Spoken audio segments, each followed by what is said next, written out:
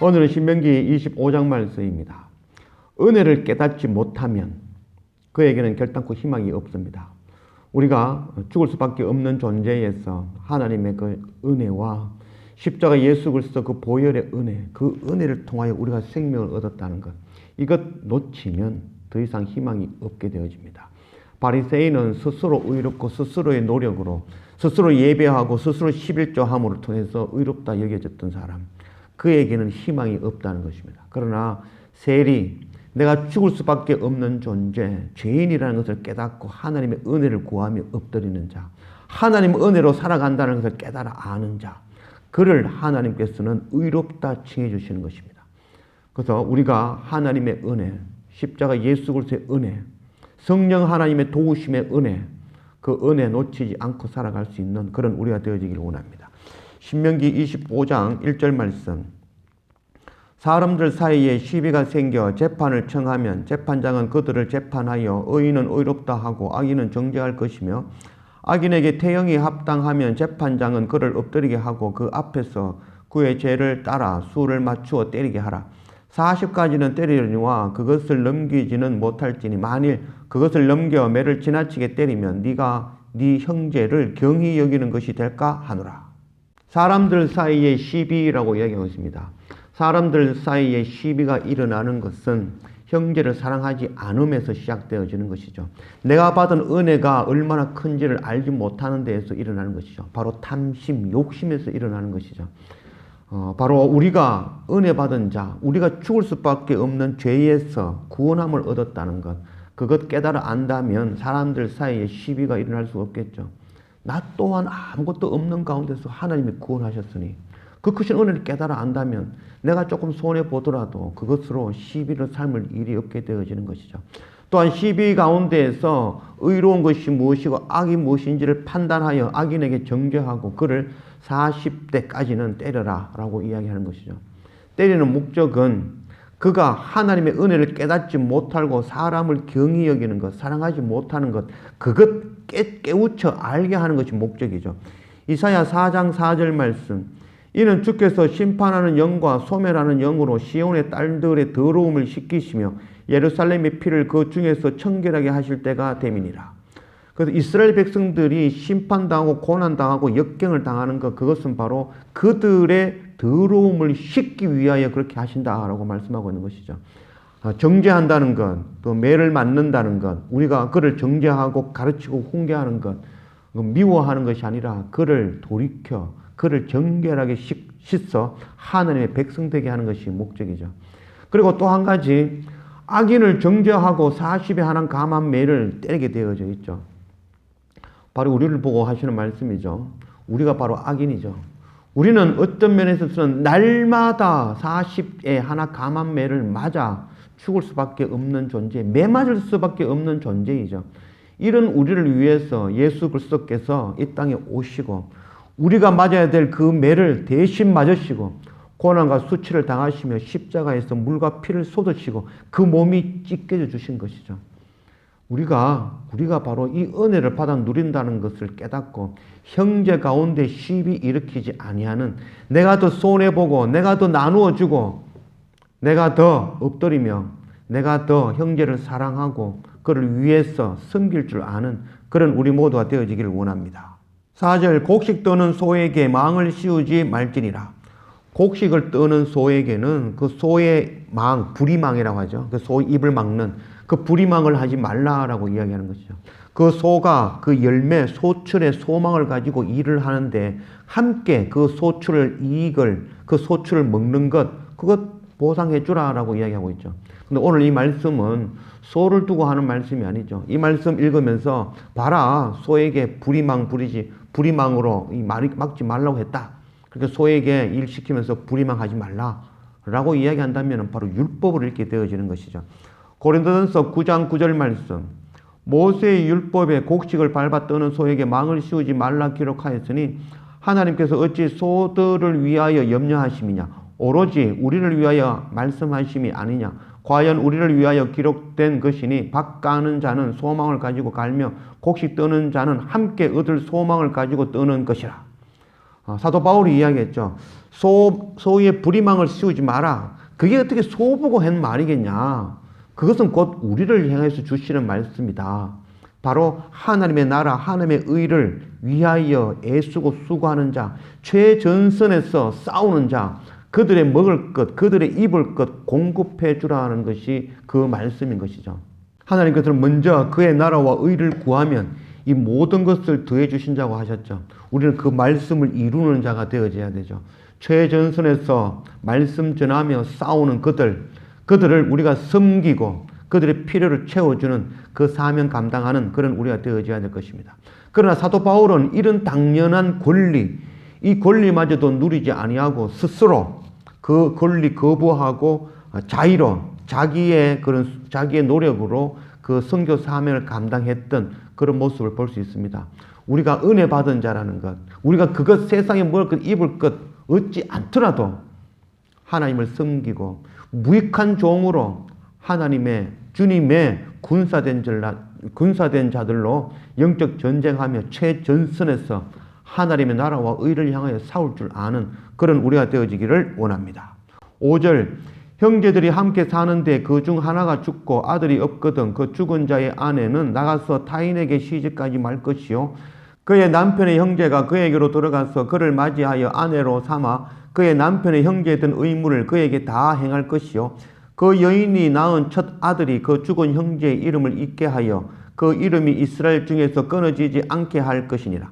그러나 그 사람이 만일 그 형제의 아내 맞이하기를 즐겨하지 아니하면 그 형제의 아내는 그 성문으로 장로들에게 나아가서 말하기를 내 남편의 형제가 그의 형제의 이름을 이스라엘 중에 잊기를 싫어하여 남편의 형제에 든 의무를 내게 행하지 아니하나이다 할 것이요 그 성읍 장로들은 그를 불러다가 말할 것이며 그가 이미 정한 뜻대로 말하기를 내가 그 여자를 맞이하기를 즐겨하지 아니하노라 하면 그의 형제의 아내가 장로들 앞에서 그에게 나아가서 그의 발에서 신을 벗기고 그의 얼굴에 침을 뱉으며 이르기를 그의 형제의 집을 세우기를 즐겨 아니하는 자에게는 이같이 할 것이라 하고 이스라엘 중에서 그의 이름을 신벗김 받은 자의 집이라 부를 것이니라.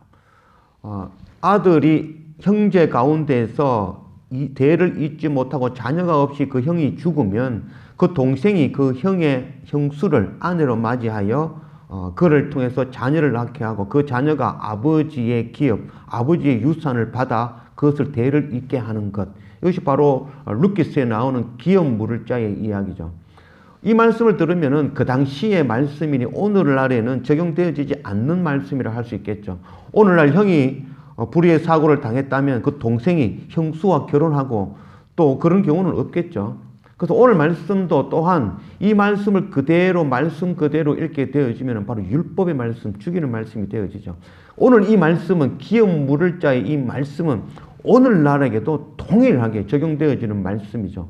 바로 예수님께서 우리가 죽을 수밖에 없는 가운데, 생명 없는 가운데에, 그냥 소망 없이 멸망할 수밖에 없는 가운데에 우리를 예수 그리스도 하나님께서 아들을 보내주시어 그 아들 바로 예수 그리스도를 통해서 우리가 생명을 얻게 되어지는 것, 기업을 얻게 되어지는 이 소망, 이것이 바로 하나님께서 예수 그리스도를 보내셔 우리에게 주신 기업 물을 자의 그 사명 감당해 주신 것이죠. 죽을 수밖에 없는 나를 위해서 기업 물을 자가 되어주신 예수 그리스도, 그 은혜를 깨달아 안다면 우리 또한 열방에 나아가 기업 물을 자의 그 사명을 감당해 주는 것이죠. 예수 그리스도 하나님의 아들이 없어 죽어가는 그들에게 바로 하나님의 아들 예수 그리스도를 전해주어 생명의 복음의 말씀을 전해주어 그들 또한 하늘나라의 소망을 얻게 하는 그 생명을 전해주는 그 사명을 감당하라는 것이 되어지는 것입니다.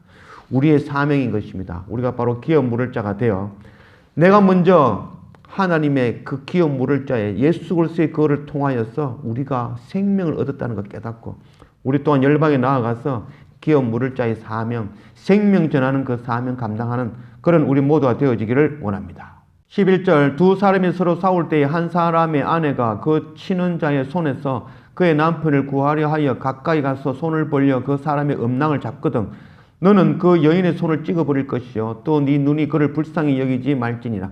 너는 네 주머니에 두 종류의 저울추 곧 큰 것과 작은 것을 넣지 말 것이며 네 집에 두 종류의 돼 곧 큰 것과 작은 것을 두지 말 것이요 오직 온전하고 공정한 저울추를 두며 온전하고 공정한 대를 둘 것이라. 그리하면 네 하나님 여호와께서 네게 주시는 땅에서 네 날이 길리라. 이런 일들을 행하는 모든 자, 악을 행하는 모든 자는 네 하나님 여호와께 가정하니라.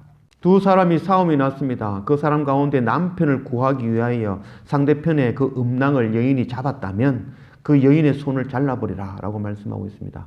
이 말씀 또한 그 말씀 속에 숨어져 있는 말씀은 바로 내 남편의 생명이 귀하다는 것, 내 생명을 이어가는 그것이 귀하다면 다른 사람의 생명 또한 귀하다는 것을 깨달아 알라는 것이죠. 다른 사람의 생명을 귀하게 여기지 아니하는 자, 그는 손을 잘라버려라 라고 말씀하고 있죠. 바로 기억 물을 자의 그런 사명과 같은 그런 말씀이라 할 수 있겠습니다. 내가 예수 그리스도를 통하여 생명 얻은 자라면 우리 또한 생명을 나누고 전하는 자가 되어져야 되죠. 전하지 못하는 손이라면 잘라버리라는 말씀과 동일하다 할 수 있겠습니다. 그래서 우리가 받은 생명의 말씀을 전하지 않는다면 우리가 손을 잘림을 당하고 말 것입니다. 그래서 우리가 받은 생명의 말씀, 그것 전하는 우리가 되어져야 될 것입니다.